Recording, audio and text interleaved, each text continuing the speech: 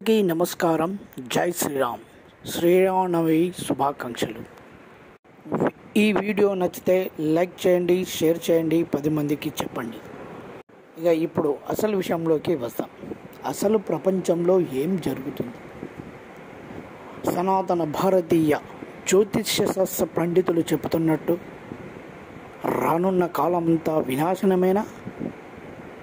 ప్రపంచవ్యాప్తంగా గతంలో ఉన్న కాల జ్ఞానులు పోతులూరి వీరబ్రహ్మేంద్ర స్వామి, అచ్యుతానంద, నోస్ట్రాడామస్, వంగాబాబా ఇలాంటి ఎందరో మహనీయులు చెప్పినట్లే జరుగుతుందా? ఇది యుగ అంతానికి దారం తీస్తుందా? ఏమో, పరిస్థితులు చూస్తే అలాగే కనిపిస్తున్నాయి. విశ్వసనామ సంవత్సర ఆరంభం నుంచి అంతకుముందు 15 రోజుల ముంచే వినాశనం ఒక్కొక్కటిగా మొదలైనట్టే కనిపిస్తుంది. ముఖ్యంగా భూకంపాలు, తుఫాన్లు, యుద్ధ పరిస్థితులు, ఇటు చూసినా పరిస్థితులను చూస్తే మాత్రం యుగం అంతం కాక తప్పదు అన్నట్టే కనిపిస్తుంది.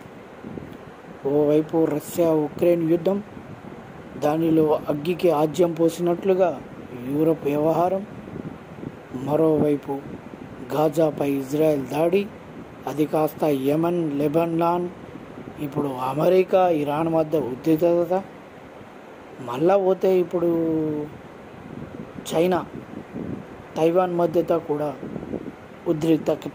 ఉద్రిక్తత భారీగానే ఉంది.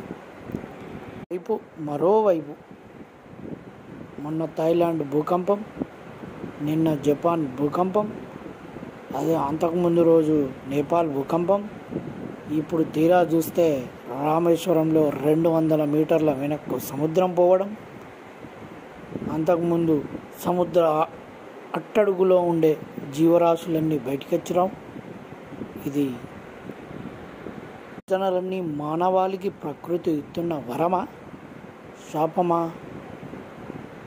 వరమనే చెప్పాలి. ఎందుకంటే ప్రకృతి మానవ జాతికి కొన్ని సంకేతాలు పంపిస్తుంది, కానీ వాటిని మనం సరిగా అర్థం చేసుకుంటలేమేమోనని నా ఆలోచన.